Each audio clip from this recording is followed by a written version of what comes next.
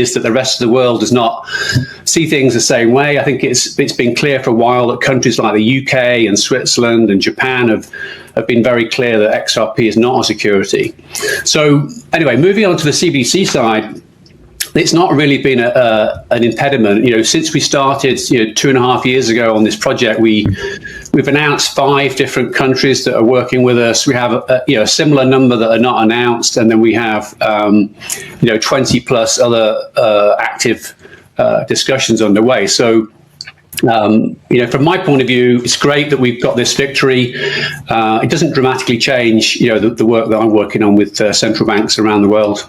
XRP will soon be worth $10,000 per coin regardless of how many you have. It is possible that this information will come as a surprise, however. The reason for this is that the European digital dollar, also known as the digital euro project, is going to be built entirely on the XRP ledger. This means that each and every transaction that any European nation conducts in the future will be required to be facilitated through the XRP ledger using the XRP native coin. As a consequence of this, you may expect to see quadrillions of dollars moving through the ledger on a minute-by-minute basis. When you put it in perspective like way, $10,000 starts to look like a bargain instead of an excessively high price tag, exactly the same as what Ripple co-founder Arthur Ritchie had indicated in the earlier when he made it known that XRP was built for $10,000 with the global scalability and expansion as well as accommodating the world's population. Now, before we delve deeply into the digital euro project and why it's being constructed on the XRP ledger, and $10,000 per XRP as the overall outcome of the situation, my investigation into the connection between the digital euro project and Ripple, as well as the information that the digital euro is going to be constructed on the XRP ledger, started on June 29, 2023. At that time, an article named the Digital Euro Association appeared in which the phrase Ripple CBDC Innovation Challenge was mentioned for the first time. This was due to the fact that it is quite uncommon to find a nation partnering with Ripple that does not have something associated with the XRP ledger, is attempting to establish a central bank digital currency on the XRP ledger, or is at the very least enabling payments through the Ripple nut system. This is the point at when the dots started to get connected. In a short time, another report disclosed that Ripple has begun contributing to the ongoing development of the digital euro project. In point of fact, the white paper contained a part that was entirely penned by Ripple, and it discussed the creation of a new digital euro which was going to be utilized by all of the countries that are members of the European Union in order to facilitate payments throughout the entire Union. The Digital Euro Association has issued a new white paper to which Ripple's director of their CBDC product management, Anthony Ralphs, was a contributor. This white paper was written by the Digital Euro Association. Today, Ripple drew notice to this new breakthrough by tweeting about it and writing about it on their blog. In addition to this, it brought to light the fact that Ripple had initiated the process of establishing its footprint as a central bank digital currency provider inside Europe and the United Kingdom. This was done to ensure that the digital asset XRP could be used to facilitate payments and that central bank digital currencies could be built on the XRPL, even though it was made clear at that point that Ripple was definitely behind the scenes of this digital euro project and that they were working with the European countries to build the central bank digital currency for all of these European countries for the European Union on their ledger. What really made the flame light to gas, or the gaslight to flame as you guys may say, was this article right here confirming that Georgia had prepared a limited live CBDC pilot. This article right here confirmed that Georgia had prepared a limited live CBDC pilot. Now that we've reached this point, the first question that comes to mind is, what does that even mean and why does it even matter?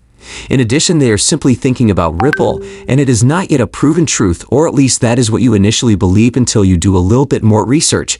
In case you were unaware, Georgia had only lately made it perfectly apparent that they desired to become a member of the European Union. However, their application was denied.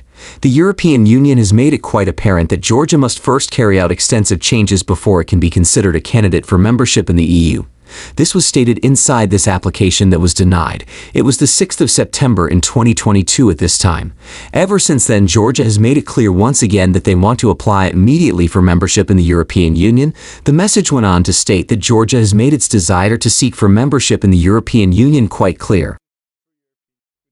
Surprisingly, this occurred at the exact same time that they were formally preparing to construct a CBDC pilot program and had began exploring and deploying Ripple among other technology providers. As part of this endeavor, Ripple is used by each and every one of the European Unions, which is something that all of them share in common. Even the nations that were made of bricks shared something in common.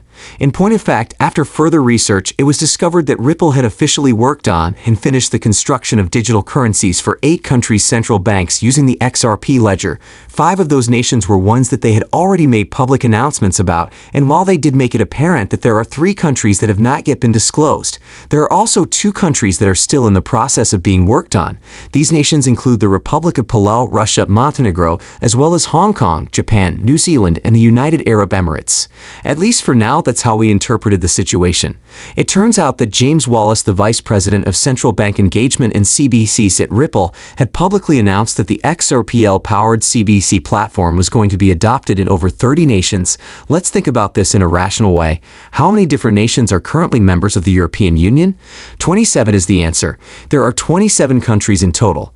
Add to that the fact that Georgia and Moldova, both of which had previously submitted formal applications to become members of the European Union, are now considering moving forward with their plans to join the EU. Ukraine, who had made it obvious that they were attempting to join the EU, and had previously completed 2 out of the 7 prerequisites to watch EU membership talk, is the last country that has made it clear that they have initiated the process of entering the EU, and have submitted the application.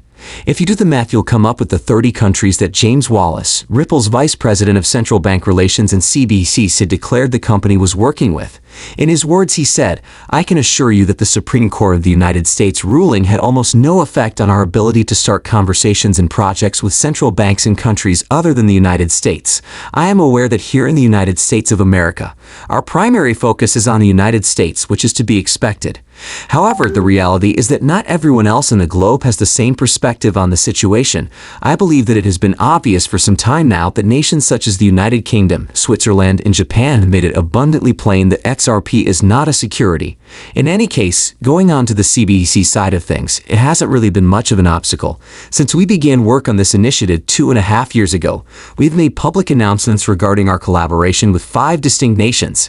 We have a comparable number of discussions that have not been made public, and in addition to that, we have over 20 other current dialogues in progress. We have made the announcement that we would be collaborating with 5 different countries. We have a comparable number of discussions that have not been made public, and in addition to that, we have over 20 other current dialogues in progress. Let's make one thing perfectly obvious to ourselves. It's not just individual nations that are utilizing the XRPL. There are also international organizations doing so. Guys, I think we will stop here for today.